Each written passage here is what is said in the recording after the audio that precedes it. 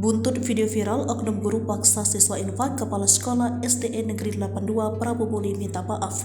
Kepala Sekolah Dasar Negeri 82 Prabu Muli, Lisnaini MPD, meminta maaf pasca viralnya video oknum guru sekolahnya memaksa siswa infak. Lisnaini mengaku jika video itu terjadi di sekolah yang ia pimpin. Namun Lisnaini mengaku video diambil tersebut tanpa sepengetahuan dirinya selaku kepala sekolah dan tanpa guru-guru yang lain. Setiap Kamis, katanya anak-anak di sekolah tersebut membaca surat Yasin dan kemudian dilanjutkan dengan memberikan infak tanpa paksaan dan tanpa ditentukan jumlah di kotak yang disediakan. Disinggung apakah terkait video itu oknum guru bersangkutan telah dipanggil. Kepala Sekolah SDN Negeri 82 itu mengaku telah memanggil yang bersangkutan.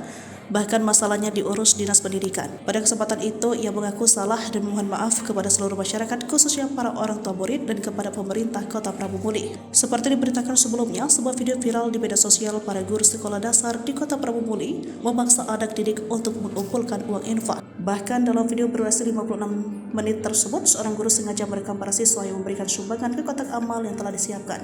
Oknum guru yang merekam bahkan menyebut dirinya sengaja memvideokan anak-anak yang memberikan infak dan yang tidak, sehingga orang tuanya tahu serta malu. PJ Wali Kota Prabu Muli Haji Elman SDMM menegaskan akan memanggil dan mengevaluasi kinerja guru serta kepala sekolah di video viral itu.